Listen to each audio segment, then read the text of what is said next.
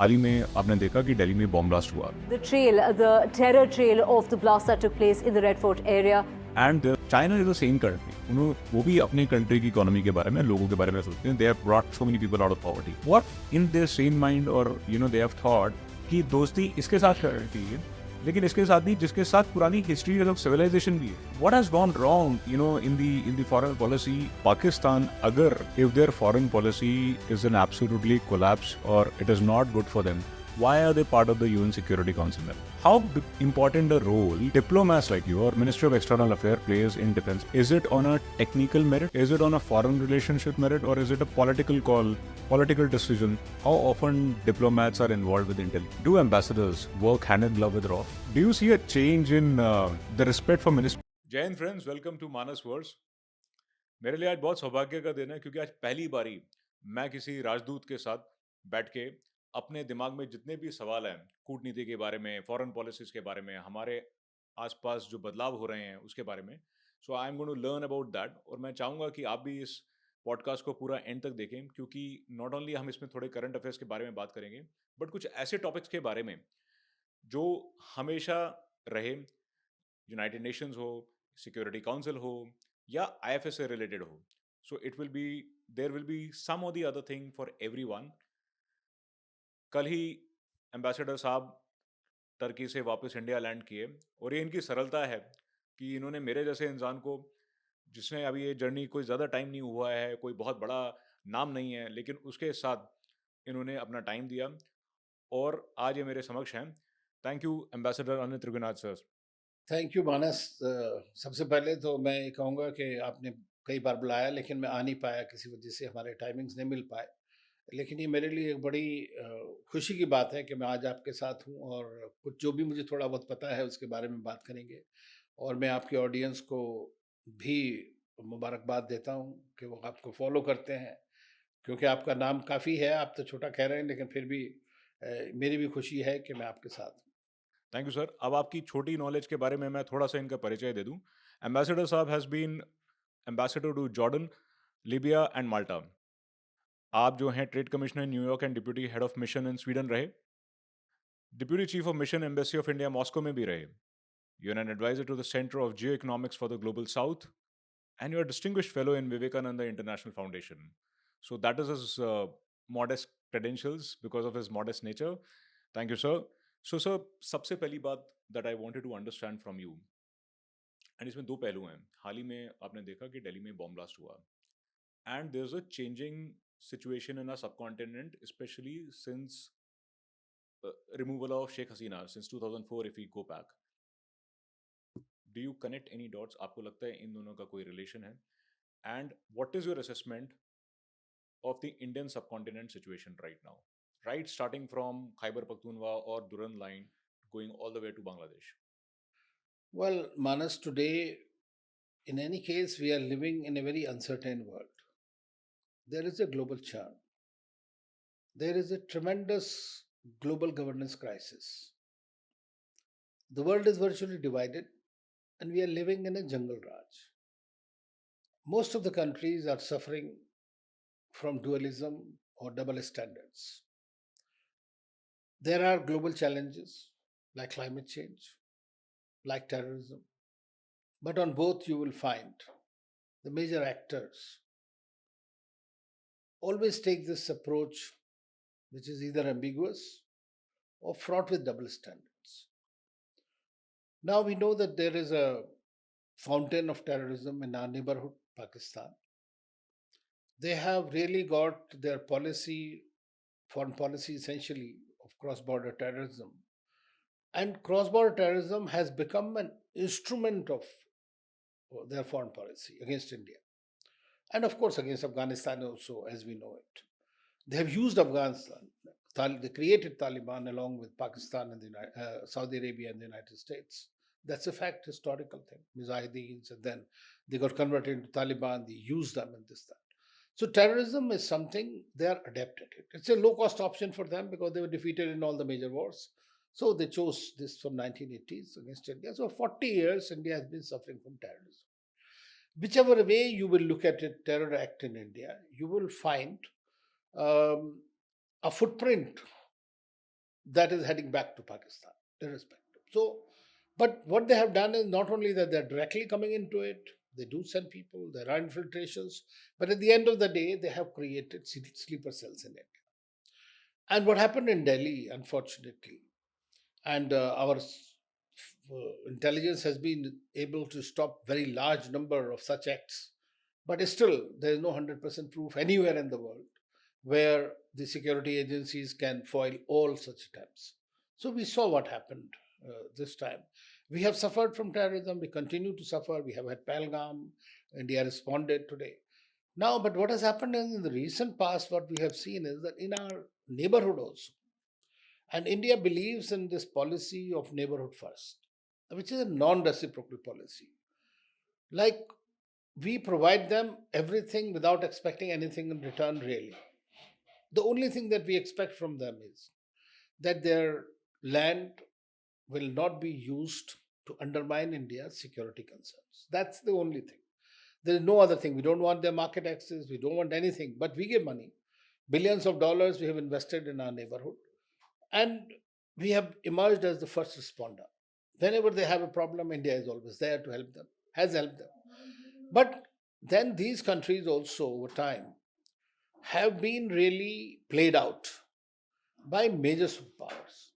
During the We have seen what happened during the Cold War 1.0, when one group was led by United States, other by Soviet Union. India was going on its way, leading the non-aligned movement. So many of these countries, which have actually civilizational ties with us, one way or the other, they're linked to India. And so it's a larger family for us. So you have problems in the family. Nobody is always happy. There is always concerns, even in a family. Very similar it is here. But of late, we have seen that the superpowers have started playing their games in the region in such a way that that is directly impacting on our security. Bangladesh is a live example for that. Even though Sheikh Hasina herself, maybe we can say, over time turned into autocratic, there's no doubt about it, and was not able connecting to the Bangladeshis themselves, people. So therefore, over time, whatever happened is that she's been removed. But she was able to secure India's borders for us, because Bangladesh was a very major source of problems for us. So that's how, when you ask that how it is connected, so it is connected. Today we have the threat perception. So we have a threat perception from China, which is a geostrategic, geopolitical, geoeconomic contestation. We have problem with Pakistan, which is, I would say, is germane to their own birth itself, and it is going to continue to trouble us for good. We have tried our best. Even Prime Minister Modi himself went out of the way while returning from Kabul and tried to do everything every time. But the deep state is very much, prone to only one idea, and that is how to give India 1,000 cuts. And so we'll have to deal with it. Uh, Bangladesh has become another major problem for us today, security wise, I would say, because they are hobnobbing once again with ISI, which is very much their military leadership is getting together, which is another major challenge. Their current leader, Mr. Yunus, has some kind of a predilection which is so much inimical to our own interests. So Bangladesh, I have served in Bangladesh, I have seen it, and it was much worse period actually when I was there, 86 to 89. At that time, the then president was Mr. Shad, General Shad, totally anti-India. But this is something, this is expected. So we'll have to find ways how to deal with that once the elections are done in the country. So let me be specifically about are neighbourhood. अगर हम start करें, पाकिस्तान का problem तो हमको पता है कि ठीक है, उनका तो मेरे ख्याल से ओरिजिन और existence is hate India, right. Now let's go country by country very briefly. Sir, Bangladesh 71 में मुक्ति वाहिनी के साथ आज़ादी, वो कंट्री का क्रिएशन इंडिया और मुक्ति वाहिनी ने मिलकर किया. Look at Sri Lanka, we recently issued a credit line to them when they were in dire need. Maldives में way back in 88 operation cactus हमने करवा के वहाँ की डेमोक्रेसी बचाई. भूटान के साथ हमारे हमेशा संबंध अच्छे रहे. नेपाल के साथ we don't have an ideological difference if ideological difference is a reason for a turmoil. लेकिन the way I look at it, you know, and ये सवाल कई लोगों के दिमाग में है कि जब ऑपरेशन सिंदूर हुआ या पहलगाम में हुआ, none of these neighbors, they came out very vocally in favor of us and against Pakistan जितना इनको आना चाहिए था. Now, correct me if my this question is right, number one, क्योंकि हो सकता है आप एज अ डिप्लोमेट बोलें कि नहीं, जितनी उनको प्रतिक्रिया दिखानी चाहिए थी वो सही थी, इससे ज़्यादा हमें उम्मीद नहीं करनी चाहिए. बिकॉज कहाँ तो sir Bhutan Naresh and Bhutan army, you know, that has been trained and that is having close ties with the army, and so is with Nepal also. But when it comes to ground, ये अजीब type की इनकी चुप्पी इन्होंने साधी हुई थी. और जो एट्रॉसिटी हुई, मेरे ख्याल से अगर इंडिया की बजाय वही पाकिस्तान में हुई होती तो इंडिया ही सबसे पहले वो कंडेम कर रहा होता, यू नो, ऐसे इनोसेंस को अगर मारा होता. So why this silence? Is it shifting equation? Shifting नहीं है इसमें. यह है कि देखिए, अगले 15-20 साल पहले अगर आप देखें तो India was a big player in the region, today also. But for the last 10-15 years हमने देखा है कि चाइना जो है has become a major player in the region. It is focusing a great deal on South Asia, and उसका purpose खाली उनसे दोस्ती करना नहीं है. उसका पर्पस ये है कि इंडिया को किसी ना किसी तरह से साउथ एशिया में उलझाए रखो. तो ये जो देश हैं, जब वो देखते हैं कि चाइना आता है, फट से काफ़ी पैसे दे देता है उनकी गवर्नमेंट को, बड़े बड़े प्रोजेक्ट कर सकता है क्योंकि वो उनकी कैपेबिलिटी है, बड़ी पावर है, और वो उनको पोर्ट्स दे देते हैं, इंपॉर्टेंट चीज़ें जो भी हमारे लिए सिक्योरिटी का हेडेक बन सकती हैं कल को. तो इस तरह से वो कर रहे हैं. लेकिन उसके साथ साथ वो ये भी जानते हैं कि जब उनकी इमीडिएट ज़रूरत पड़ेगी तो कोई और देश नहीं आएगा, इंडिया आएगा. तो वो इंडिया के साथ भी अच्छे दोस्ती बनाना चाहते हैं, लेकिन अब वो अपने टर्म पे. तो आप ये सोच सकते हैं कि वो काफ़ी स्मार्ट हो गए हैं कि दोनों से फ़ायदा उठाओ जितना उठा सकते हैं, एंड डिपेंडेंसीज थोड़ी कम हो. तो playing one against the other. मेरे नेबरहुड के जितने भी दोस्त हैं वो इस बात को अच्छा नहीं मानते जो मैं बोलता हूँ, लेकिन मैं कहता हूँ कि भाई वो रियलिस्टिक हो गए हैं. Basically you can say that कि अब भाई कल्चरल सिविलाइजेशनल बातें छोड़ो, हमारा फ़ायदा आपने कहा है वो हम करते हैं. और एक और चीज़ मैं भी पर्सनली भी कहता हूँ कि जब हम दुनिया को कहते हैं कि हम स्ट्रेटेजिक ऑटोनॉमी फॉलो करते हैं, तो हम उनको कैसे कह दें कि भाई आप नहीं कर सकते हैं. तो देखिए ना, कोई भी देश सॉवरेन नेशन है. तो अगर उनकी ये बात है, रही बात टेररिज्म के बारे में या पाकिस्तान को कंडेम करने के बारे में, तो जो टेररिज्म को तो डेफिनेटली सबने स्ट्रांगली कंडेम किया, ये बात तो इसमें कोई शक की बात नहीं है. असली प्रॉब्लम आई जब हमने उसका रिस्पॉन्ड किया. रिस्पॉन्ड था ऑपरेशन सिंदूर. हमने ऑपरेशन सिंदूर को ये कहा कि भाई ये हम सिर्फ टेररिस्ट के खिलाफ है, it's against terrorism only. Correct. और चूंकि पाकिस्तान खुद उनका सपोर्ट करता है या उनको नहीं हटा सकता है, तो हमने एक तरह से फेवर किया पाकिस्तान के ऊपर, हम ही काम सफाई कर देते. सफाई कर रहा है. लेकिन वो पाकिस्तानी भी अपना उसको उनका अटैक किया, उन्होंने काउंटर अटैक किया, फिर भारत ने फिर उनके ऊपर अटैक किया. तो हमें तो जो है अपने आप को संभालना है, किसी भी तरह अपने आप को देखना है, अपने को रक्षा करनी है, चाहे वो किसी भी तरह से हो, चाहे किसी भी देश से हो. और वही एक आज मैं समझता हूँ कि सरकार और जो देश है वो उसी तरफ बढ़ रहा है आगे. और मेरा कहना यह है कि देखिए, कम्युनिकेशन स्ट्रैटेजी जो है वो एक ऐसी चीज़ है जो प्रोएक्टिव होनी चाहिए, रिएक्टिव नहीं होनी चाहिए. अगर हम रिएक्टिव स्ट्रैटेजी रखेंगे या उसमें इन्वेस्टमेंट करेंगे, तो ये जो सिचुएशन आप देख रहे हैं आज, वो सिचुएशन बार बार रिपीट होगी. या तो फिर अब इम्पैक्ट हो, जो भी हो, ठीक है, हमने कर दिया बस, हमारे लिए इंटरेस्ट था, हमने मार दिया, खत्म बात. I am not answerable to anybody, I am not seeking validation. Well, ठीक है, वो हमारी अप्रोच है, because it is our security. So we cannot compromise on our security or territorial integrity or national interest at any cost, irrespective whether it is United States, Russia, China, whosoever it is. देखिए, जो उठता हुआ सितारा होता है ना, जो सूरज है, उसी को सब सलाम करते हैं. तो अगर आप चुपचाप बैठ करके, जैसे जो हमारी एक तरह से नेचर भी है कि हम अननेसेसरली बोलते नहीं, ना किसी को डराते धमकाते हैं, ये इंडिया की नेचर है, it's in our DNA, because civilizational country है, सिविलाइज लोग हैं. लेकिन आज का ज़माना ही दूसरा है, जहाँ जंगल राज है, जहाँ पे आप देख रहे हैं कि एक आदमी अपनी छठे शाठ्यम समाचरेत, संस्कृत में बड़ी पुरानी कहावत है, कुछ जैसे को तैसा. तो जब तक आप उसको वैसा ट्रीट नहीं करेंगे वो समझेगा नहीं. अगर आप जाएंगे उसको, महात्मा गांधी जी कहते थे एक थप्पड़ मारो दूसरा दे दो, गाल दे दो, तो लेकिन दूसरा गाल के लिए उससे पहले आपको ताकत होनी चाहिए कि मैं अगर एक मारूंगा तो एक में खत्म हो जाएगा। तो जब तक वो ताकत आपके पास नहीं है, तब तक आपको अपने आप को डिप्लोमेटिकली, इकोनॉमिकली, मिलिट्रली इतना स्ट्रांग करना है कि खुद ही वो कर बुलंद, इतना वो वाली बात होनी चाहिए। बट सर, इसमें आपने जैसे बात की कि ठीक है हर कोई स्मार्ट हो गया हुआ है, लेकिन अगर ऑपरेशन सिंदूर देखा जाए और टेररिज्म देखा जाए तो ये हमारी और पाकिस्तान की प्रॉब्लम है, राइट?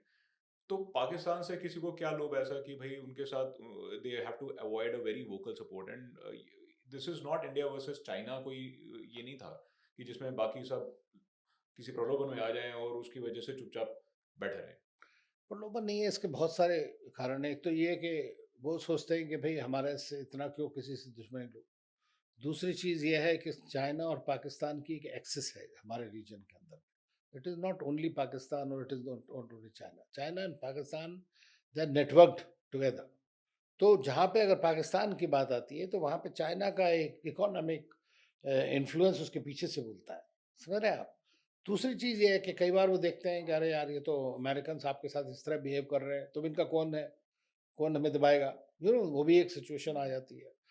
तीसरी चीज़ उनकी जो है ये है, मैं समझता हूँ कि हिपोक्रेसी है, जो सबसे बड़ी बात है। Taking a convenient path is easy. Taking a Anybody can stand is take it. always tough. And a stand is always tough. Because see, they think okay, कल को हमारे यहाँ ना कोई आ जाए। अब आप देखिए कि एक सिचुएशन थी 2000 आई थिंक 19 में, जब श्रीलंका में अटैक हुआ उनके चर्च के ऊपर। देखा आपने? भारत ने इंटेलिजेंस शेयर की थी उनसे। ट्रस्ट डेफिसिट ये कि उन्होंने उस पर रिएक्ट नहीं किया, और दिस प्रिसाइजली व्हाट हैपेंड। तो मैं तो ये कहता हूँ, सच बात है कि फेल्योर रही थोड़ी बहुत हमारी कम्युनिकेशन स्ट्रेटजी में, जहाँ तक conveying our message to the world is concern. Everybody condemned Prime Minister Modi was in Saudi Arabia when he came back. So every country condemned these. But Pakistan took away the narrative by saying कि आप हमें accuse कर रहे हैं, तो कुछ हमें वो दिखाइए, एविडेंस दिखाइए, जबकि सारी दुनिया को मालूम है कि वो पाकिस्तान बेस्ड टेररिस्ट ग्रुप है। पाकिस्तान ने किया, United states itself proscribe that entity a month later. Correct. TRF. तो वो कह रहे हैं हमारा टीआरएफ है ही नहीं। एंड सर उनका आईडी नंबर, वो जो टेररिस्ट सब कुछ दिया, जिसके क्या कहते हैं फ्यूनरल पे मिलिट्री ऑफिसर्स खड़े हैं, सारे वहाँ खड़े, वो तो सबको पता है कि वो टेररिस्ट स्टेट है। I mean it's whole world knows. Do you think it's not only us? हम नहीं कहते, हम कहते हैं आप अपनी इंटेलिजेंस आप शेयर किया पाकिस्तान के बारे में, अटैक्स के बारे में, आप भी वो भी तो बताइए ना। जब आपके यहाँ पे 26/11 हुआ था, तो it was USA which has shared the intelligence about this likely happen. Somehow we were not able to preventively act, and that's why we saw what happened in 26/11. But they were coming from Pakistan, so it's not first time. Maximum number of proscribed terror groups जो है internationally, they are living in Pakistan and hobnobbing with all these military leaders and political leaders. तो अब आपको पता है, दुनिया को मालूम है। ये तो है नहीं कि आप बिल्कुल इनोसेंट बन के बैठ जाएंगे, इस आपके नहीं है, इसमें नहीं है, सबको मालूम है कहाँ से आ रहा है। But then they just take this moral high ground, ओ नहीं नहीं इन्वेस्टिगेशन करना चाहिए। तो मैं कहता हूँ हमें बॉदर ही नहीं करना, तुम जो चाहे सोचो, जो चाहे करो, हम वो करेंगे जो हमें करना है हमारे ही देश के हित के लिए। That is our approach now. Sir Pakistan की नैरेटिव और उनकी फॉरेन पॉलिसी सक्सेस पे मैं आपसे बिल्कुल बात करूंगा मेरे को, लेकिन उससे पहले एक बात पूछी थी नाउ। अभी जैसे दिल्ली ब्लास्ट हुए, राइट, प्राइम मिनिस्टर ने पहले कहा था operation Sindoor has been paused and any act of terrorism will be considered, will be there be a decisive action against it, and India reserves the right to attack anybody, even an act of terrorism, right, will be considered. What next? आपको लगता है कि this statement is a compulsion to act militarily now? Well, I think that that's an option, but that option you can't use blindly. I mean, if I know that it is Pakistan, TRF was a Pakistani outfit. Now here there are Pakistani the hand, but you have to prove that. Now you see, when we have to take action, we need to get the trail out. Now here you have already caught some certain doctors, unfortunately, and they have been involved in a very sophisticated manner in this whole operation. So that means what? That you have at home a certain constituency of sleeper cells. So they need to be eliminated at any cost. And if they have a connect and if it's proven, action should be taken. Now, action need not be taken in an overt manner. It can also be a covert action. You can always do something. And that's quite possible. So we'll have to eliminate those people who have been involved in these acts. And if they come from Pakistan, so be it. Do you see, do you foresee कि because of this, because there are footprints of Jaish-e-Mohammed in this attack, prima facie, yet to be established, and home minister ने बोला कि इसका जवाब ऐसा देंगे कि दुनिया देखेगी, यू नो, सिंपल शब्दों में अगर मैं कहूँ, यू नो, पिछले 48 घंटों में जो उन्होंने स्टेटमेंट दिया है, do you foresee another, you know, operation or battle between us and Pakistan? क्योंकि अगर ये भी देखा जाए, reports, if media reports are to be believed, कि यहाँ पे अटैक हुआ, वहाँ पे उन्होंने अपने बॉर्डर्स को फोर्टिफाई करना शुरू कर दिया, ईस्टर्न बॉर्डर्स को. देखिए वो तो फिर हर बार होता है. देखिए पहली बार नहीं किया हमने, उरी हुआ उसके बाद किया, उसका पुलवामा हुआ उसके बाद हम बालाकोट किया, उसके बाद तीसरी बार हुआ.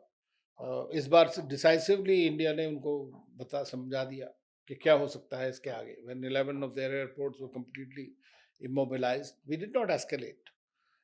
At the same time, the message is very clear to Pakistan that there will be a response if something coming from there or a connection is established. That's true, because nobody else is going to be the arbiter of it. Now, the government will have to take a decision. I cannot preempt what they are going to do, but there has to be some kind of an action to deter them in future. It will not happen in overtime, but continuously when they know the costs are going to be raised for them. Today they are basking in the glory, okay, America, China, this, that, everybody is, we are eating out of their palm. So this is something that is, that gives them, but at the same time they also know that all these things are very temporary. Sir, आपको लगता है वैसे पहली बात कि पाकिस्तान सुधरेगा, मतलब have they learned the lesson? Pakistan तो कुत्ते की पूंछ की तरह है. 12 साल रखी फिर कैसी रहेगी. अब 70 साल होगा, 80 साल. They will not change. They will not. It's only people of Pakistan will have to rise. They have to just objectively one day think: is this the model that has benefited them? So it can change. I mean, you never know. And we have seen in the past during Imran Khan's time that the commanding officers' houses are burnt and all that, and people went in, and there is a great, I would say, even somebody, I saw one of the journalists, in fact, had written that this attack in India and the attack in Pakistan, terror attack in Pakistan that they called, were both perpetrated by the army. Asif Muneer, just to strengthen his image in the country. So it is also, I mean, in their country also people are looking at it. Which way? Like in India, people will say something. So same kind of theories are there as well. So I think that overall, I mean, in recent years, what I have seen is a very good constituency in the country is speaking of where India is heading. Comparisons. Kashmir, both sides, you see. What is happening to Kashmir in their part? यहाँ क्या हो रहा है?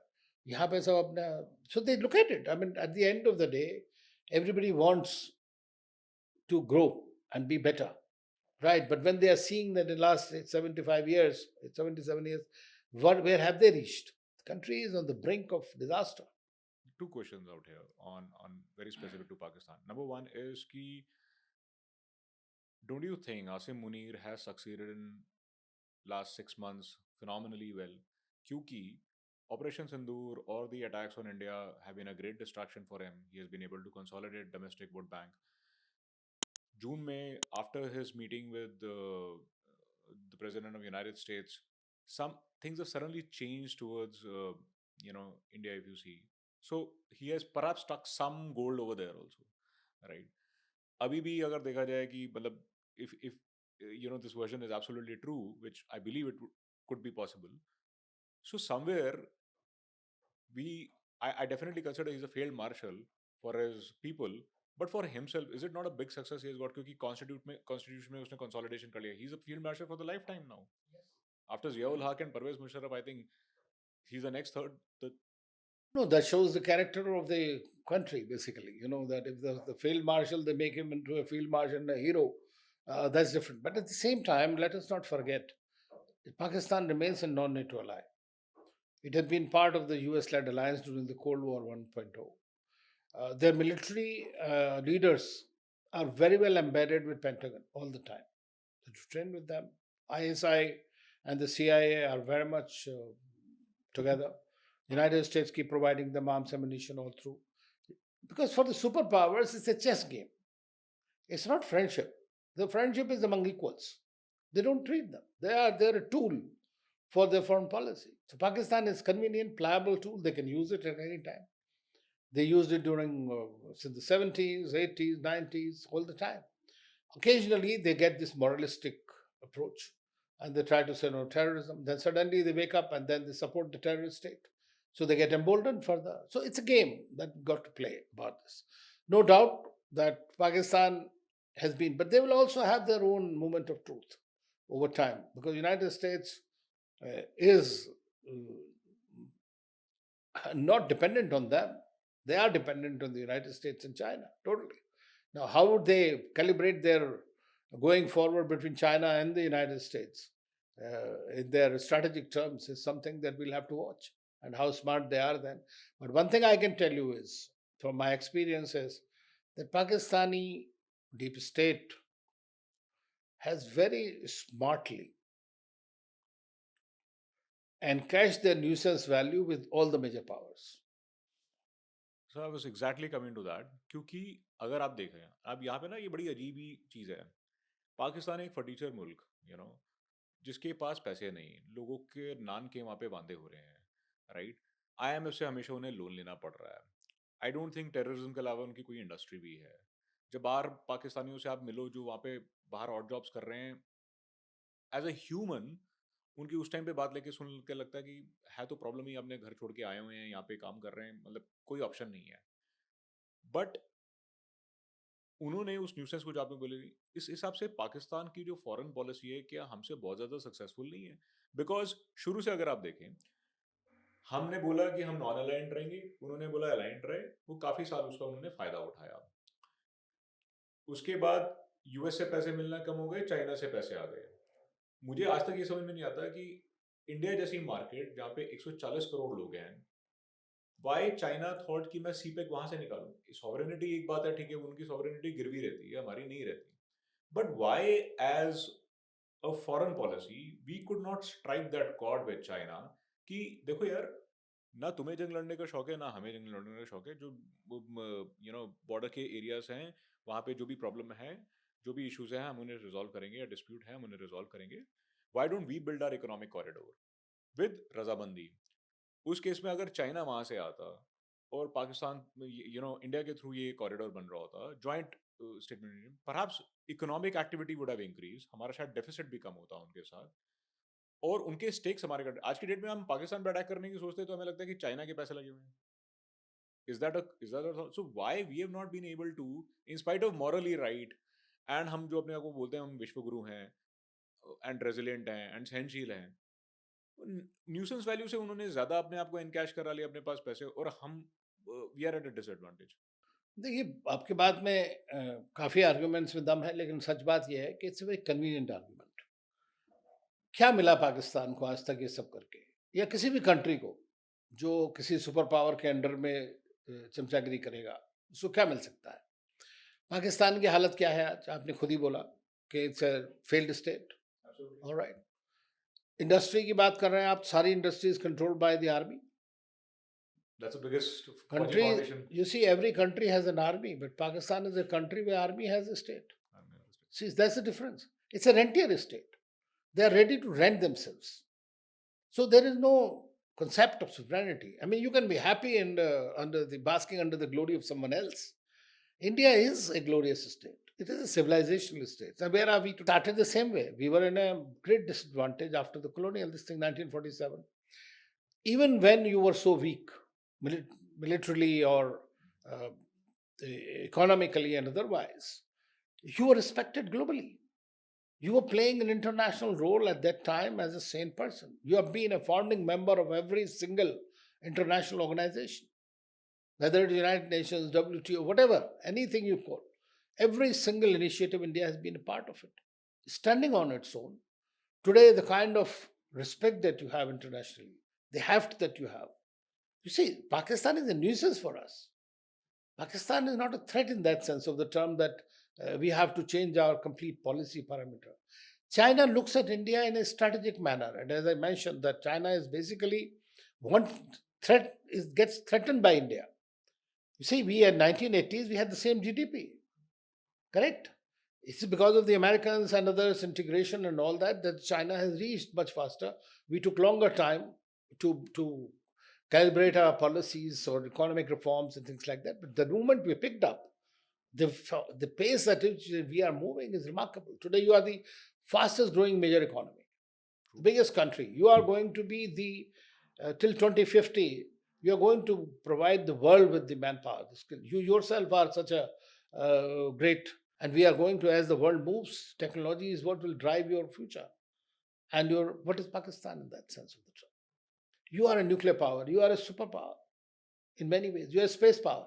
So these all have been done after independence only. True. In the same way, anybody who looks objectively at India starts wondering about, despite diversity, how the country has moved in this way.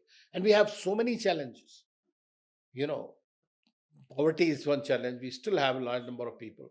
But at the end of the day, things are looking up very well. We will have challenges because when you grow out of the fold, then obviously there are other countries like the crabs who want to drop you down. So that's the reason we adopted this policy of neighborhood first. Because we thought that if our neighborhood is secure, economically doing much better, then it will be at least one headache is less for us while competing in the global scheme of things. So what happens is, in that sense, you get a bit delayed because you have to take care of all these additional hassles.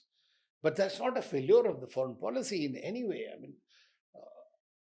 if you say, okay, for example, like look, Ukraine, what does it happen to that? It's completely destroyed. Why? Not because of Russia, but it is because of the West. You look at any country for that matter. Now today they go after Venezuela, a small country. For what?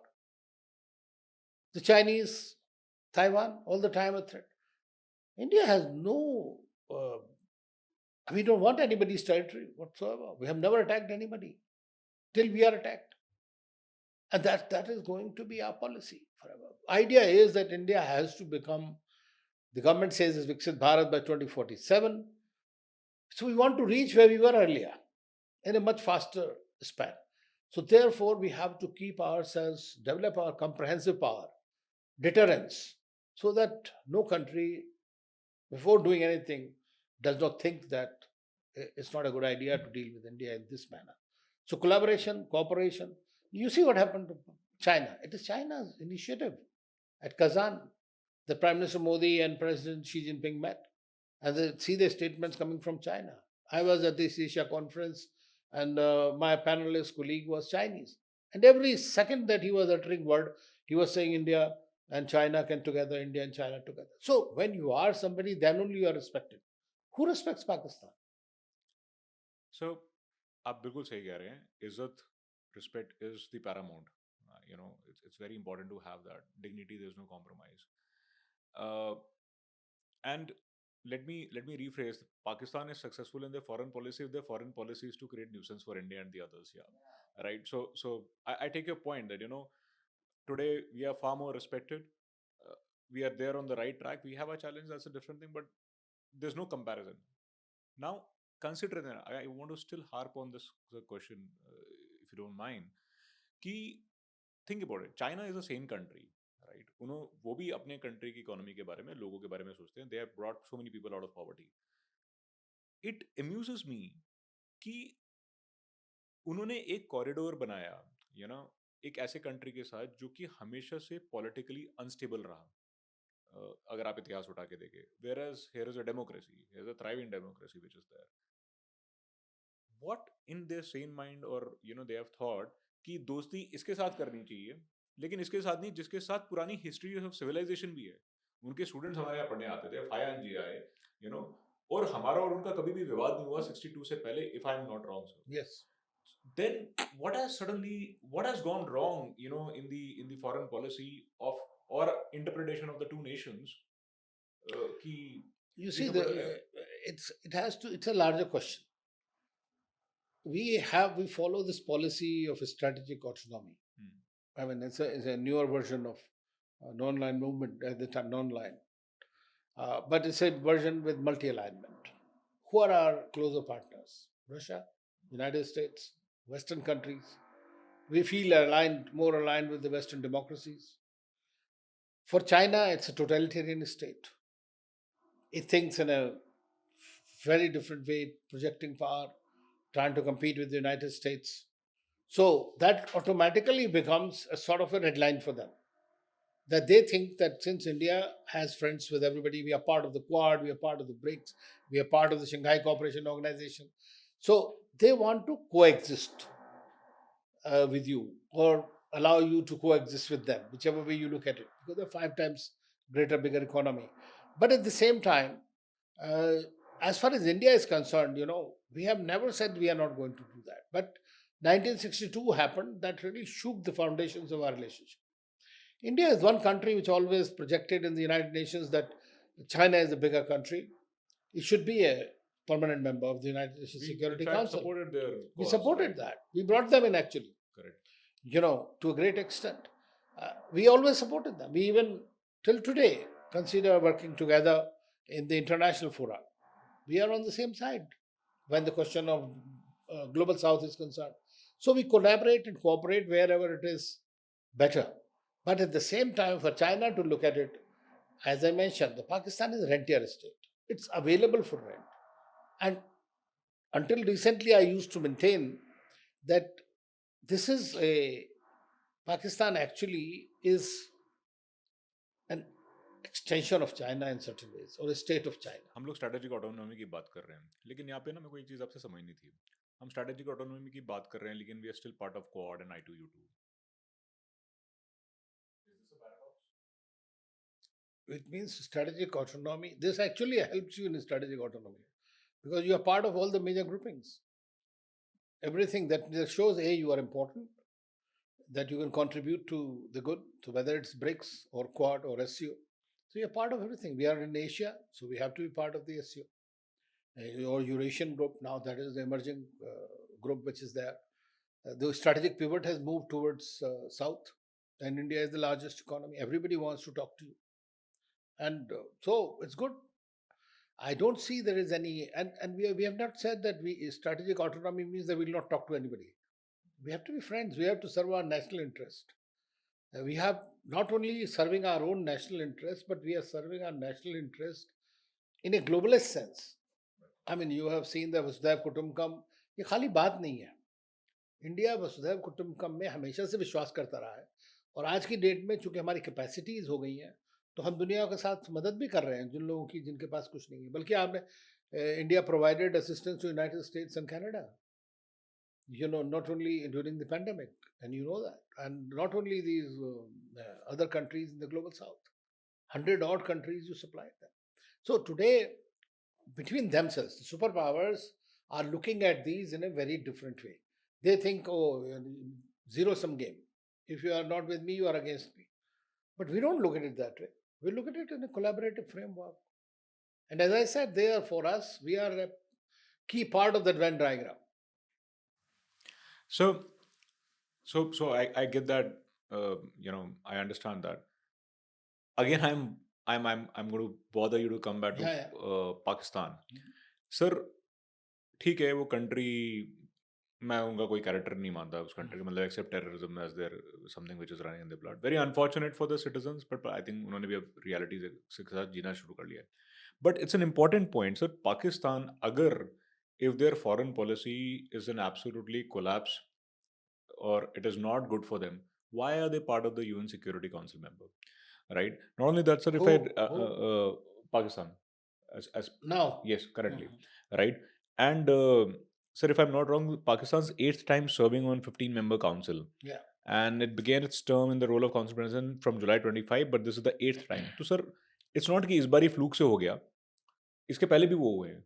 तो जिस तरीके से हम उनको देख रहे हैं, somehow world is not looking at them. Or am I wrong in my understanding? UN security council के नॉन परमानेंट मेंबर्स का जो इलेक्शन होता है ना जी, उसमें रोटेशनल प्रिंसिपल जनरली होता है, किस रीजन में कौन है, एशिया रीजन से कौन आ रहा है, उससे आ रहा है, तो इस तरह से आते हैं. Right sir.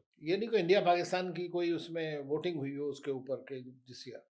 अब उससे पहले साल हम लोग थे वहाँ पे, 20s में, तो 23 24 I think India was there. Sir ये अजीब विडंबना नहीं है कि हमारे जैसा रिस्पॉन्सिबल कंट्री and Pakistan जैसा country, we share the same table in a rotation? क्योंकि विडंबना नहीं है, मतलब ये तो दुनिया में सबका जगह आती है। देखिए, अब हर एक रीजन से आप देखेंगे तो उसी तरह से लोगों के बीच में, आपस में, कंट्रीज के बीच प्रॉब्लम्स हैं, but the other country goes there, but you are one of the 15 countries there. But India is not looking to become only a non-permanent member. India is a country that claims its membership of the Security Council as a permanent member. So the objective is very different in that sense. So if I may ask sir, आपने क्योंकि ये बात छेड़ी and ये भी सबका बहुत सवाल है और इंडिया के बहुत साल से प्रयत्न रहे हैं कि सिक्योरिटी काउंसिल मेंबर के रहें, क्यों सिक्योरिटी काउंसिल मेंबर होना ज़रूरी है?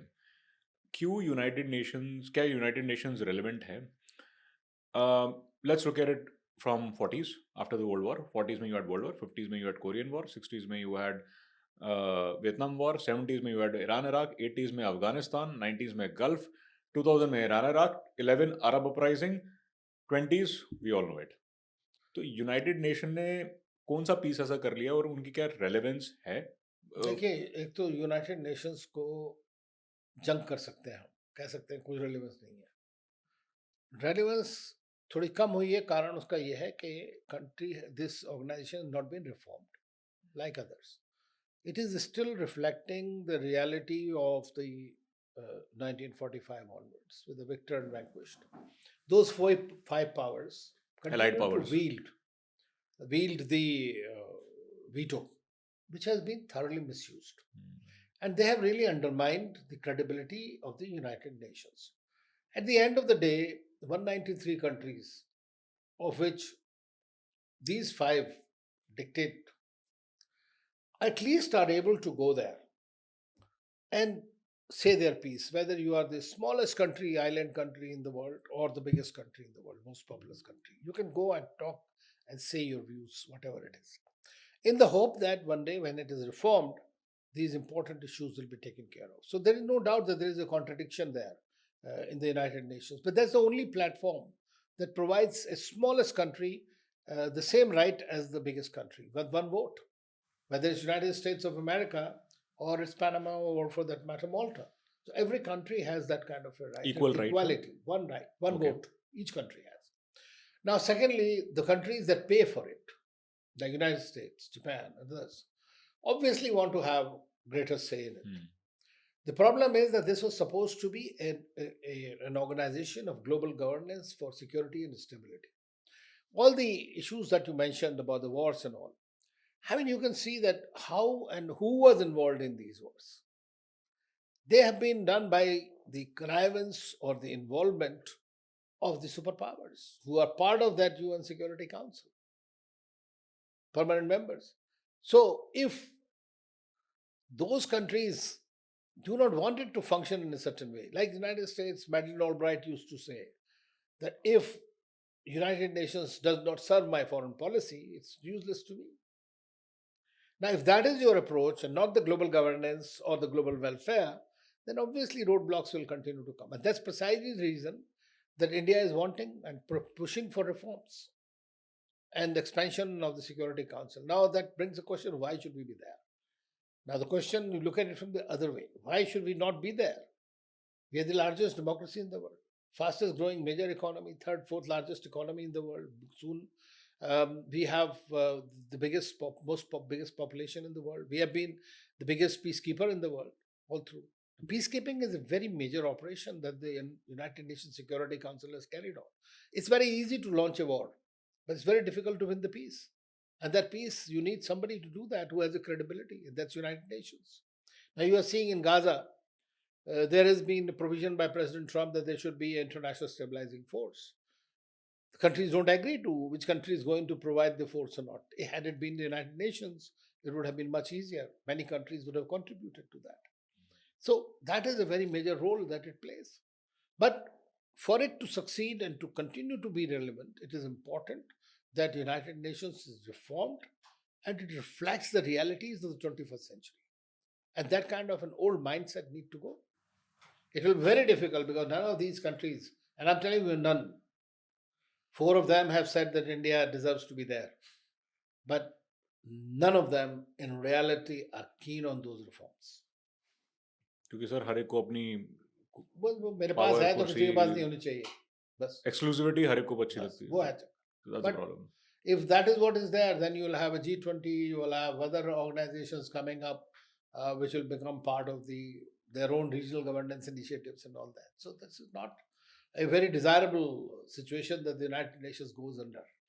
No, I definitely feel, sir, and I think आपने बहुत अच्छी तरह ये समझाया, just like many other things, कि मैं बिल्कुल चाहूँगा कि when we are the most populous country, we are the seventh largest area wise, we are third largest economy in terms of PPP and fifth in certain, so there are different metrics basis पे हमारी ranking है. The point is that formidable country and formidable force to be represented. तो मैं भी चाहूँगा कि बिल्कुल हो, लेकिन ये दिमाग में सवाल बिल्कुल आता था कि are we chasing the right organisation to be a part of, which you have beautifully answered कि maybe because we see the देखिए हम फेलियर्स. फाउंडेशन मेंबर्स हैं इनके, हमने राइट. ही फाउंड किया 45 में, जब हम इंडिपेंडेंट भी नहीं थे. We were there in San Francisco conference. Okay. We contributed to. Dr. Hansa Mehta, if you remember her name, ji.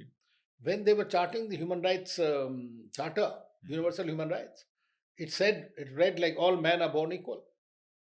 What she said, not on man, all human beings.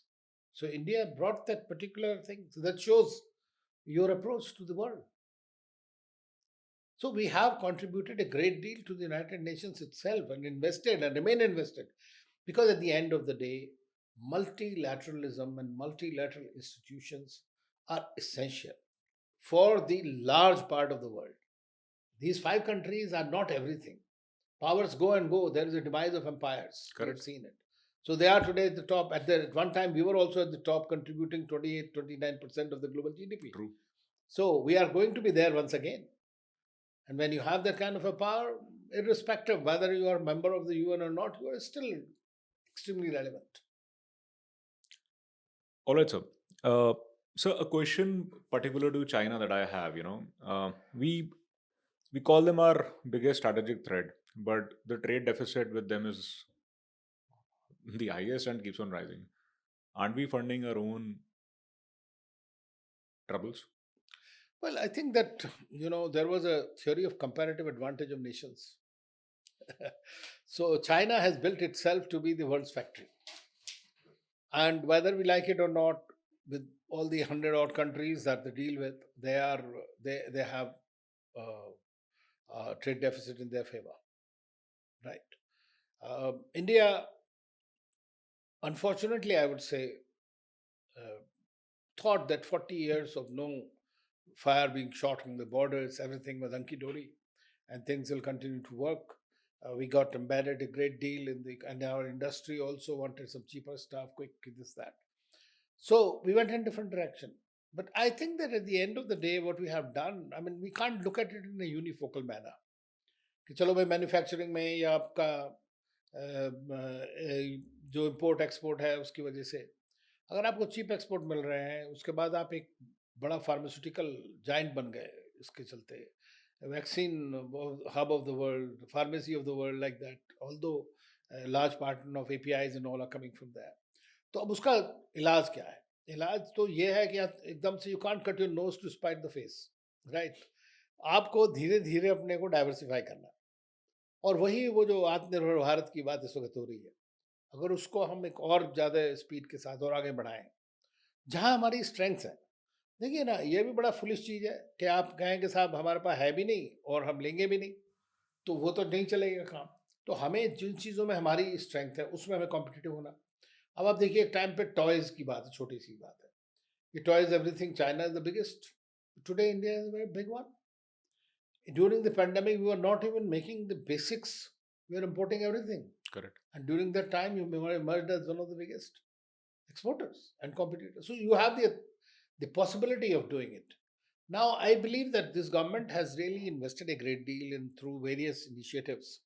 And so, but on the other hand, you are an acknowledged power in your area, in the softwares and the IT sector, the ITES, going forward into different directions.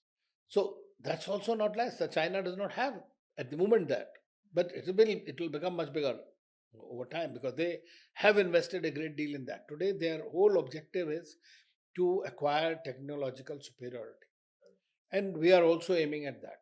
while we are trying the smart manufacturing or what all kinds of things through various government policies. So I believe that we are on the right path.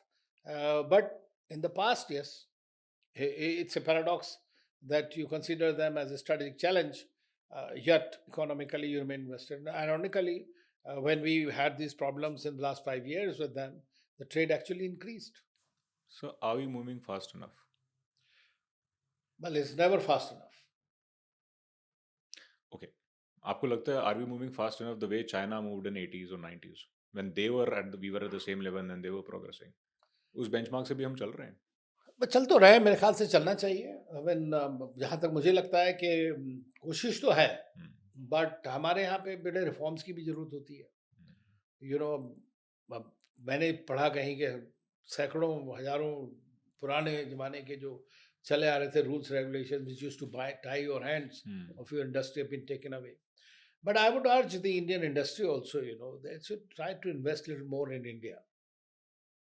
That's very important because there are certain figures that many of these people are investing or parking their funds abroad and things like that. I mean, that is something, if that is true, I think doesn't augur well. At least the Chinese, what they do is they are bringing back all their scientists, all the people to come and invest and do everything in India, in China itself. So Chinese model, economic model, uh, has a lot of lessons to be learned. And I think we must learn from it, like Lord Rama sent Lakshman to learn from Ravan, the last, how to do that. We must learn from them as well. Sir, I'll request you. In fact, I've got that book for you. क्योंकि हम इस बारे में बात कर रहे हैं not आपकी नॉलेज ऑलरेडी सब्जेक्ट पे बहुत है but this was a very interesting read I had and I had a fortune that time to have him on my podcast also general Raj Shukla lieutenant general Raj He's a Shukla good friend of mine. Okay so उन्होंने sir हाल ही में एक किताब लिखी थी Yes. Civil military fusion I don't know if you have read it और not I have not read it. 127 pages, I think. 138 sir 138, and yes. He has done an amazing. And not only that, I must show it to your audience that they must also read it. And I have heard him actually on this, what he says, but he's one of the most amazing so thinkers. jab when I was researching about you and reading your articles, I thought that this could be a very relevant read for you. It is concise. He has I mean, this is one of the reads, very briefly put it, but very bulleted point put it, ki what we should be doing. And it talks about civil military fusion. And जैसे आपने technology की बात की, where he has mentioned that today out of the deep tech, defence की जो top technologies हैं 65 में से 57 is where China is there. Yes, China is acing them. Yeah, they're acing them. He's also talked about how they have gone and penetrated other areas. So, just in the morning, I just thought I'll No, keep it so for kind of because, you. Really, I'm glad that because I was about to pick up. I've been traveling, so I couldn't even attend the release of this book. I apologized to him. चलिए sir मैं वही release से लेके आया हूँ. But I must say that he's one of the finest that we have and a very good dear friend.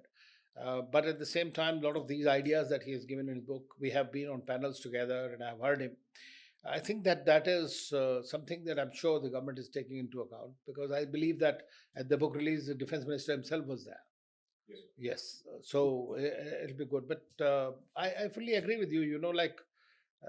I also say that we should also move towards military diplomacy. Have a better fusion there. We can't live in silos today in this kind of a fast changing world. So that's a music to me, and I'm sure to him also. And let me ask you that. Military, may you speak with them? You're like, our bureaucracy and our diplomacy, we are not. They view us different. They viewed us differently. Now things are changing, for good, and they've been very vocal also about it. How important a role diplomats like you or Ministry of External Affairs plays in defense procurement? Well, I think that there are two ways of doing it. That it is done is the role of the embassy is to create goodwill in that particular country, better relations. That's the job of the ambassador and the embassy, so that you have that kind of a requisite comfort level. So you become the first point of contact and facilitation. Secondly, in many countries we have the defense attaches who are posted where there are important countries, and they also keep looking for technologies that we need, the equipment that we need, and keep feeding the information back home. Of course, there is today's time and age, information age, everything is available here also. Those countries also keep on marketing themselves. So that is one in procurements and technology and defense equipment. Of course, embassy plays a significant role whenever there is a requirement projected. You approach the concerned authorities in the country and try to get that. I've been in Russia twice, 7 years, which has been our major defense partner, and I know how it works. At the same time, um, it's very important to know because see, there is certain equipment, but technology is very important in that. Today is an autonomous weapon systems. The technologies are playing a much greater role.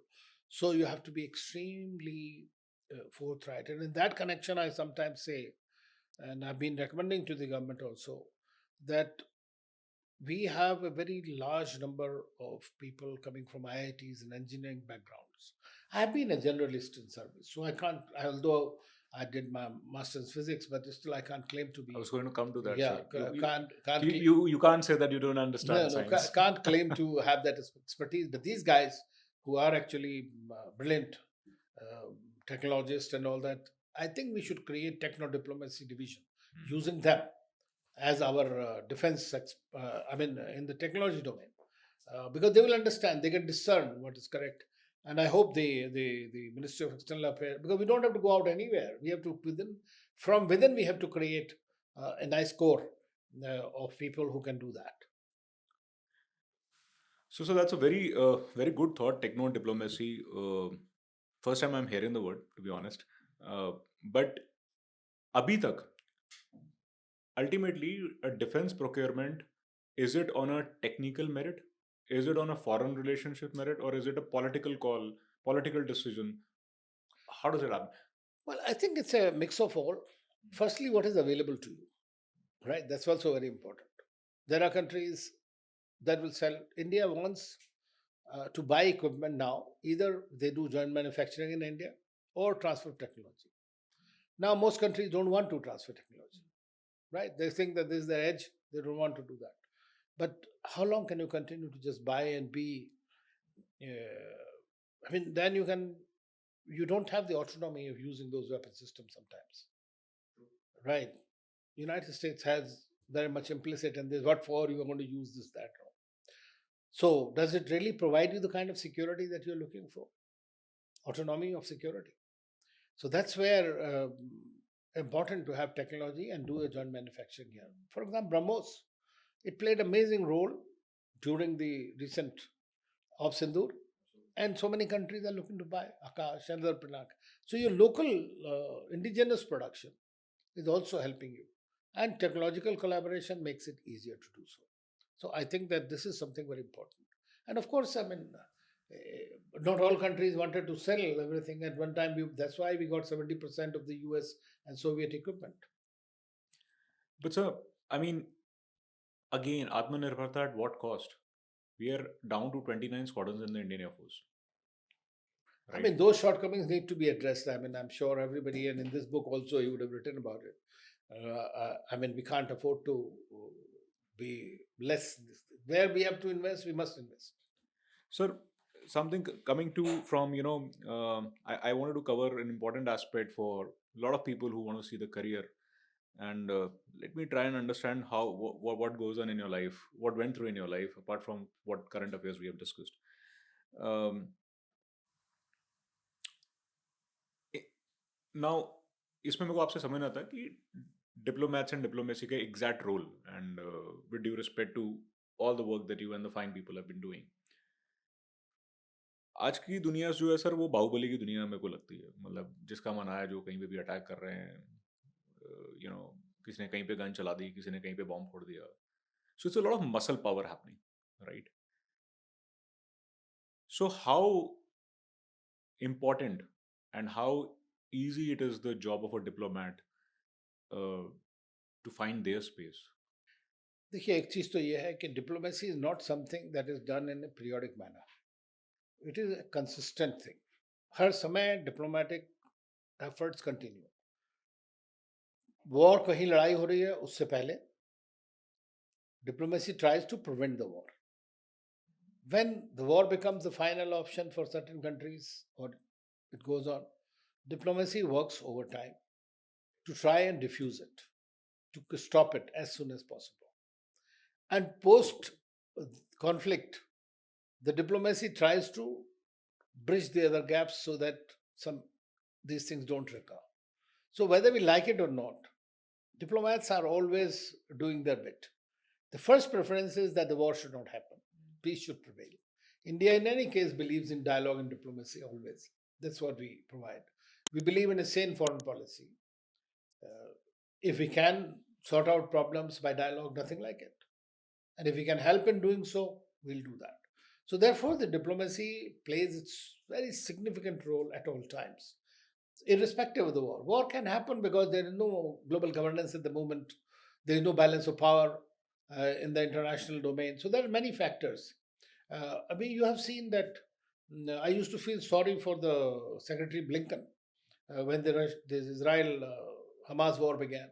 The poor fellow was the most haggard guy running around over 10, 15 times he came to the region to stop it, to try to do something. In every time it happens. You see, when Saddam Hussein he went into Kuwait, or when the US attacked Iraq, Russian Foreign Minister Primakov were running around all over and tried to sort out. So, if you don't, diplomats do their job to keep the peace going, somehow. But still, the wars happen, and that's the reality. But after the war, what? So as a diplomat, what is the reason for you to do so much of a hustle and to bring peace in the countries that you're not affected? And I'm asking more from a context कि आजकल की date में तो global supply chains हो गई. So something happening somewhere will affect me sooner or later. Yes. लेकिन diplomacy जो है ये तो बहुत पहले से चल रही है when the world was not flat, right? So why somebody is it an ideology thing? I mean, to a No, diplomat, does an ideology drive or economic benefits drive towards your peace? national interest drives diplomacy to a great extent. Now, what is India's national interest? Development. Economic development is the first priority. For that, you need investment, you need technology, you need all kinds of things. So, for that, it is important that the peace endures. Unlike Russia-Ukraine war today, irrespective of the fact, now there was a weaponization of financial instruments by the United States and the West when they confiscated the Russian funds, when they, cut them out of the SWIFT. What they did? Then the Russians weaponized the food, fuel, and fertilizer, as I call them 4Fs. So they've been weaponized. Now, what has happened? That has impacted the whole world. Whole world, supply chains and everything else. The countries that are very small, which don't have any power, they are suffering unduly. Every other major issues like sustainable development goals, like all other, they have all been sacrificed on this whole thing, because then you are fighting the daily sustenance. Somewhere it has to be to be addressed, and that's precisely what the Indian diplomacy tries to do. When we say that we are looking at the world as one family or things like that, then obviously we are not only looking for ourselves, we are also looking for those 130, 140 countries who are really not able to defend themselves. Fair, sir. So, one more thing that I wanted to ask, in fact, there are multiple more things. As a diplomat, do you think your question or your credibility takes a beating by some domestic developments? यहाँ पे किसी नेता ने कोई statement बोल दिया, and then you are answerable somewhere. How tough those situations are? Yeah, I mean, I think that, foreign policy is a reflection of your domestic policy. There is no doubt about it. So, whatever happens in your country has a certain impact, or not certain, definitive impact on what you do as a diplomat. So, sometimes certain statements are very difficult to defend. And you have to defend them. You have to find the arguments. The government of India provides you certain arguments for that. You have to have a data, you have to have the depth. Then only you will be able to tell them. Sometimes you have to deflect it also. And that's also your job. How many hours do you read, sir, as a diplomat? Well, it depends on individual to individual, but what you have to read at that time most. True, but in general, I mean, this is more for people, who aspire to be one. This is an important trait, I'm sure, No, you must. I think, in my view, the best trait for any diplomat would be number one, he should be a good listener, and you must have a thorough knowledge of everything that is related to that particular country with which where you are posted and the global developments. And of course, you know about your policies. That is very much there. And thirdly, you should be a person who must love to meet people. Okay. Go out, network. You can't be, when you are abroad, because you are representing your country and your interests. So you can't be sitting and waiting for people to come to you. You have to network, you have to create that constituency in that particular country to serve your national interest. Are diplomats neutral, sir? No, we're not neutral. We are pro our country. How can we be neutral? But okay, especially a career diplomat of a country like India, which has been like non-aligned and strategic autonomy and all. So obviously there's a posturing of neutrality, serving the national interest, which is fine. Yeah, I mean, as a foreign policy, you can say that, but not the diplomats carry the foreign policy of the government, whatever is the policy of the government. But at the same time, as I said, the basic premise is to diffuse the tension. Because that's what you when you are involved in that situation. But you have to do in such a way that it helps you, your country. So, I mean, look at any conflict that is happening. You have to somehow find ways so that your things are not impacted greatly. And that's what the job is. So that's why you are not neutral. You are pro your country, pro peace, pro development. That's fine. But at the same time, when it comes a question, you can be an interlocutor. Like in Prime Minister Modi went to meet Putin, and then he went to meet Zelensky and tried to do that at the leadership level. President Trump is doing in nearly every single conflict he is involved in. So that's also the thing that you are trying to help diffuse the situation in that manner. So purely from an academic purpose, ये तो पता है हम कि diplomats जो हैं वो diplomacy and piece के लिए काम कर रहे हैं, रिलेशनशिप्स के काम कर रहे हैं. मूवीज में दिखाया जाता है how often diplomats are involved with intelligence.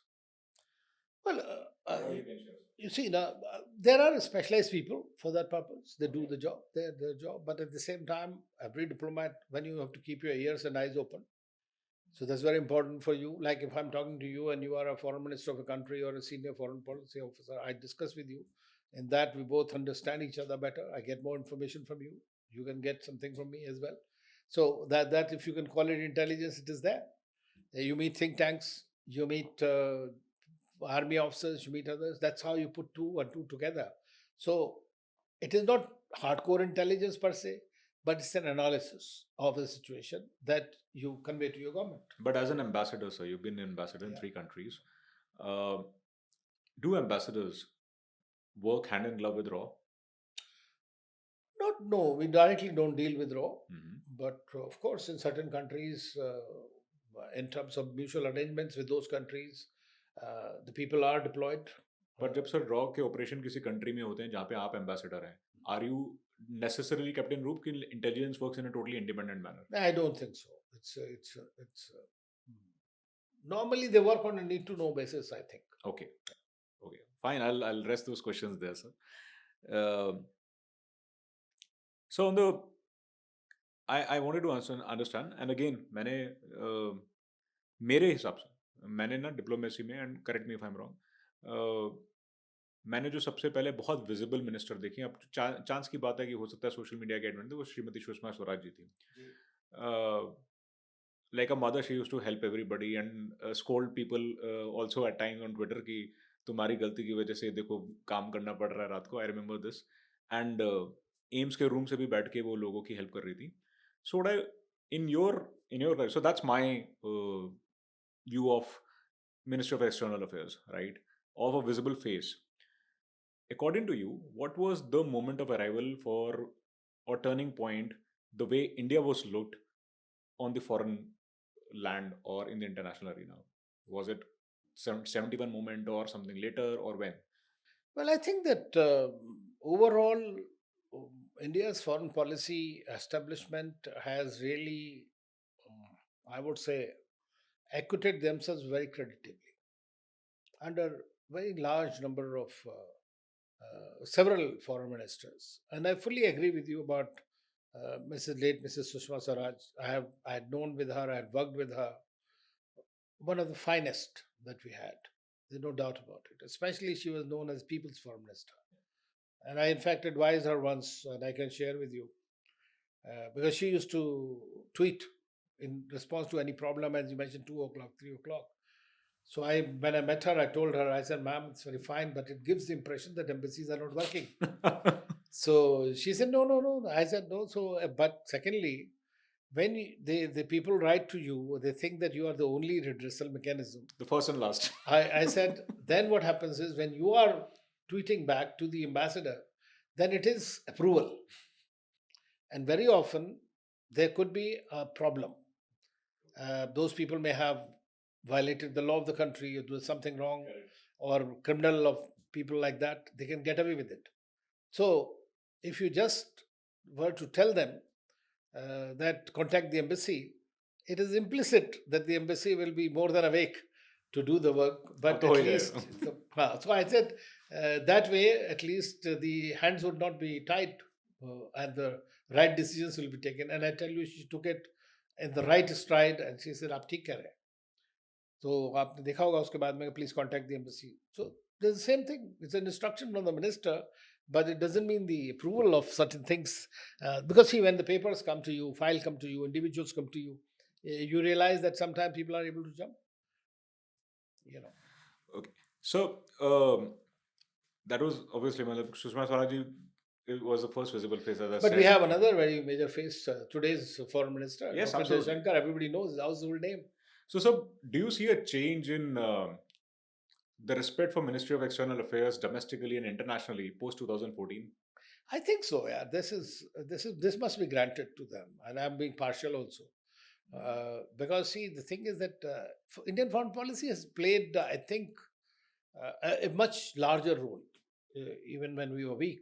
But at the same time, today, people ask me what is the difference between the foreign policy of XYZ government and the current government and all. I personally feel that it is basically today what we see is a great focus is there, number one, on being able to play a part and India growing in the direction because they are together. But it is more robust today, more resilient, and I think more result oriented.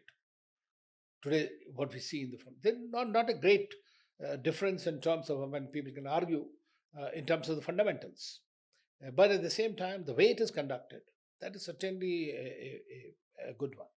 And I think that there is greater respect for India, of course. You're part of everything. You're in G20 presidency was something.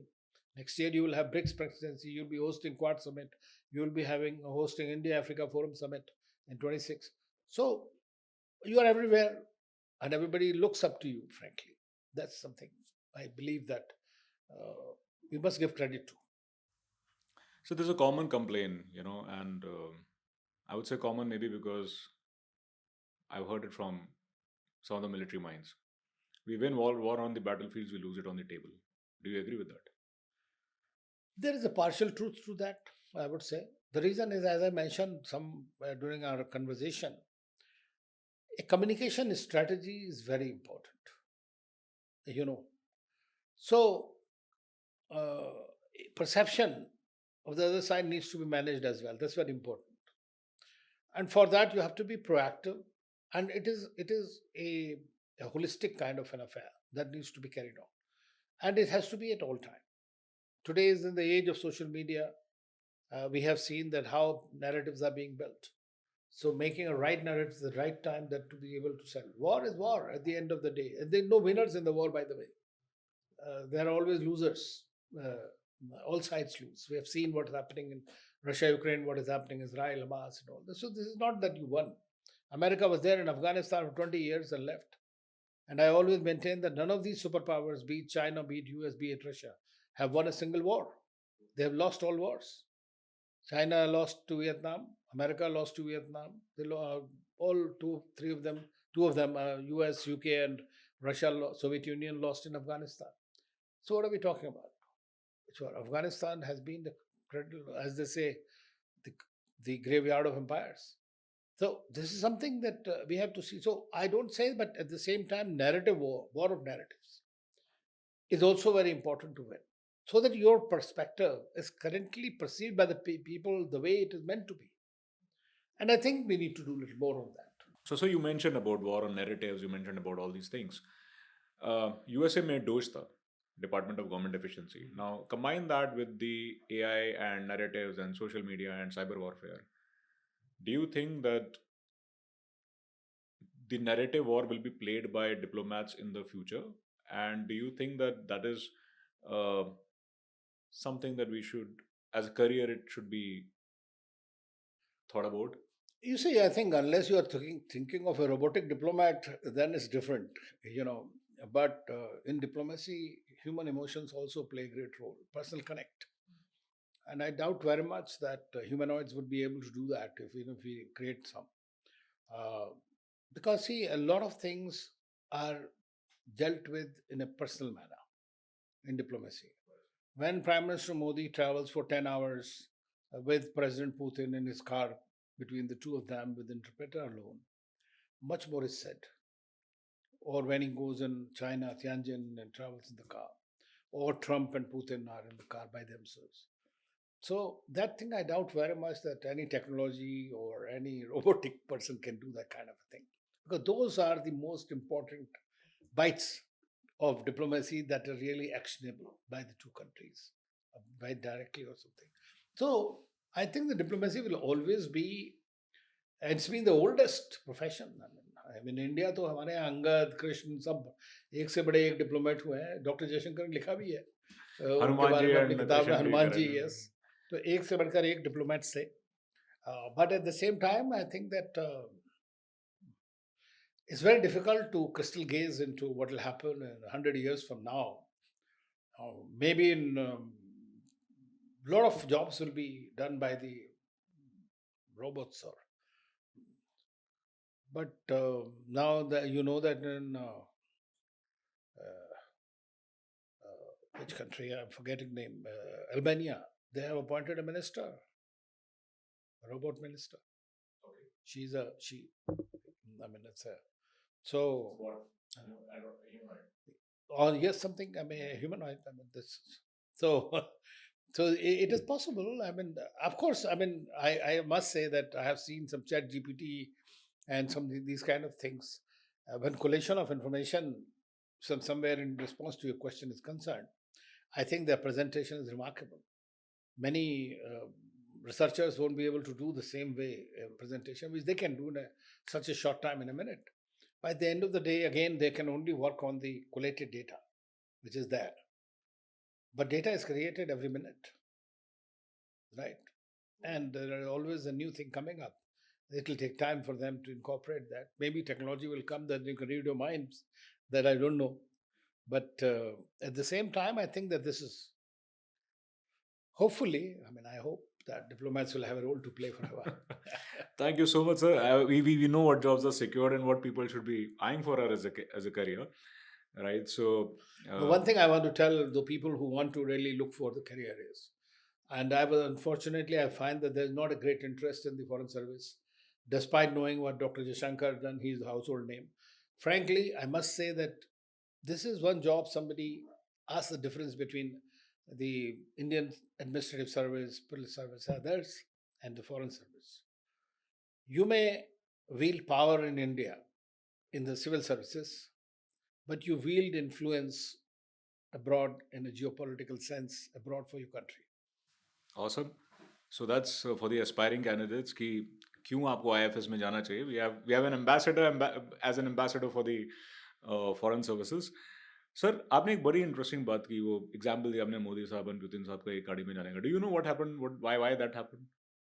No, that was an informal summit. Okay. No, that they went inside the same. They went in the same No, car. in Tianjin. हाँ, वो जो same car में चले गए थे, Putin साहब की गाड़ी में गए, मतलब. Okay, this has become when you have a great comfort level with the country and you want to discuss something really very significant. So normally also, let me tell you, जब summit level meeting होती है, so the two leaders first meet. It's called tete-a-tete, with one-on-one and one-on-one. So they discuss whatever important thing they consider between the two of them.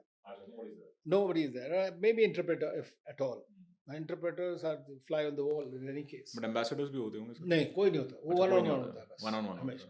तो उसी का एक extension है ये, जिसमें अब कंफर्ट लेवल है, Putin is driving the car and Modi ji sitting next to him. That is the kind of thing that gives you tremendous comfort. I mean, you can pick up the phone. Otherwise, tell me, which leader in the world could have told President Putin, and he would have listened, that this is not an era of war, sitting in front of him, because you have the trust. And I was in Sochi recently for the Valdai Forum, and Putin at least 4 or 5 times spoke of Modi in great glowing terms. So that shows. So, are political narratives built through diplomats? Domestic political and देखिए, regional political. Diplomacy क्या है? At the end of the day, you are projecting the viewpoint of the government of the day, because that's the government which decides what is the national interest. So naturally, ipso facto, you will be talking about that. So, which was your toughest negotiation that you had, or toughest assignment? I don't consider toughest. I consider them as challenging and also very interesting. I mean, 2 of my assignments. One was in Libya when I was an ambassador. That was just after the then Prime Minister exodus. personally asked me to go there. I knew him well because I worked in Middle East and all that. Right, sir. And at that time, nobody in Delhi knew that at the grassroots level, there was a hatred for India, because we objected to invasion of Libya by the NATO forces. We abstained on that UN Security Council resolution. So we objected, right? We objected to that. But then why did they hit the Libyans? Because there's a revolution going on, which Okay, was perpetrated by these countries who were involved, whether it's France, whether it's US, whether it's UK. They wanted to bomb the place. And India was against it. We have been against external interventions always. And so at the grassroots, it was propagated as if India was with Gaddafi. So when I reached there, then I saw it on the ground, how to change that narrative to bring from a negative to zero was my biggest task, to neutralize that. So that was difficult in that sense. And plus, there was no law and order. I mean, there was no law, there was no order. Everybody was shooting around everywhere. So you are also like... You are also a target, potential. You are a big target. So that was, I think, one of the thing. Another very interesting posting that I did was in Mongolia, when the Soviet Union was disintegrating. They were becoming themselves, and I really hold that posting, because my ambassador used to be Mr. Kushak Bakula Rinpoche, the famous Buddhist monk. जिनके नाम पे sir Ladakh का airport पे. I read your article on that, by the way. Yes. He was something different, spiritual, but tremendous political savviness. So, best diplomat according to you? Best? Outside Krishanji and Hanumanji, who's the best diplomat according to you? Best diplomat? Yes, sir.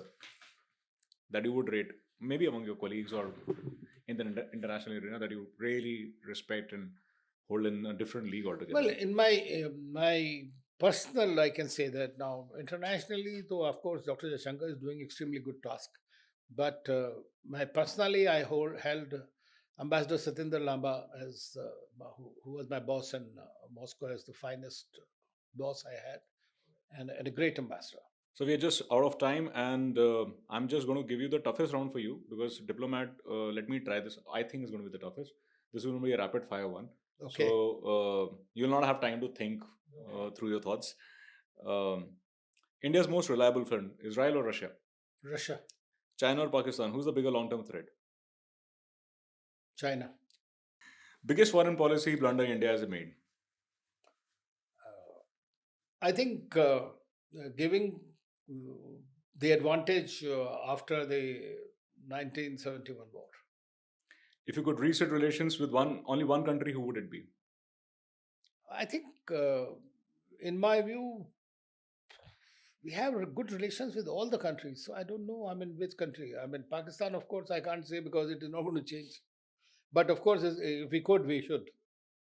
So, okay, on a lighter note, couple of more questions. If diplomats are trained to never lie, then why do they always say, we will look into it? Because that creates the illusion for the other side. What's harder, sir? Negotiating with Pakistan or convincing your wife you are right? Well, the second one is convincing your wife is always the most difficult thing. It's always the most. Or maybe you don't need to negotiate with Pakistan. But that's a given up. If you had to survive on just one cuisine during foreign posting, what was that, sir? Indian. ये तो sir आपने मतलब भाई अपने तो I give it to you, sir. I'm a vegetarian also. So Okay, great. Which is more dangerous, a press conference question or a border standoff? Press is a double-edged weapon. Okay, so do we take it as a tougher? It is tough, but it depends on how you play. At border, you are prepared for border fights. Who is tougher to handle, sir? Foreign negotiators or Indian politicians? But fortunately, we don't deal with Indian politicians. I thought that you would say that. Which is harder, getting a foreign leader to say yes or getting to a Delhi bureaucrat to clear a file? Bureaucracy has become bureaucracy, but hopefully it will be changed now under this current government. If you could ban one diplomatic phrase forever, what was that? Inshallah. Especially I get very scared, frankly. And I'm giving you a reason for that. When I was in Bangladesh, so anybody telling you Inshallah means very likely the thing will not be done. Okay. If they commit something. So I said it is not necessarily literally means that God willing. It means that it's delaying something. मैं नहीं कर रहा हूँ, वो तो मैं भगवान ही नहीं decide, अल्लाह ही नहीं decide हुआ तो करेंगे, अल्लाह या ने नहीं अल्लाह हुआ। decide करेंगे. In a war of words, who usually wins, the diplomat or the journalist? I think the politician wins. And the last one, sir, if diplomacy were a Bollywood movie, what would its title be? Kutniti. You give a lot of thought to it, sir. But anyway, that was it that I had it for Thank today. you. And sir, मैं आपका बहुत आभारी हूँ. Manas, thank you so much. I mean, इतनी देर तक मैंने कभी किसी के साथ लंबी बात नहीं करी 2 घंटे. सर ये सेंटेंस ना हम 2 बार ही प्ले करेंगे क्योंकि you know this is something I'm going to wear as a badge of honor. Thank you very much. I mean, I loved this interview, frankly, personally. Maybe I would have said some things which people don't not like it, but so be it. Now I'm no longer a diplomat. Yes, sir. Thank you so much and for supporting and for coming in and to the audience. Ambassador Anil sir आज show पे रहे. हमने उनसे बहुत सारे सवाल पूछे, neighbourhood के बारे में पूछे, करियर के बारे में पूछे. लास्ट में सबसे टफ राउंड किया जिसमें उनको सोचना पड़ा, जो कि रूल के विरुद्ध था, बट स्टिल वो हमारे गेस्ट है, सो उनका इस बात के लिए मैं बहुत अभिनंदन करता हूँ, आभारी हूँ sir. Thanks a lot and do let me know what you wish to watch, and if you really like the content, do give a feedback. If not that, do mention a Jai Hind in the comments. Thank you so much. Jai Hind, but I must say that diplomats do take time to respond. Thank you so much, sir. Thank you very much.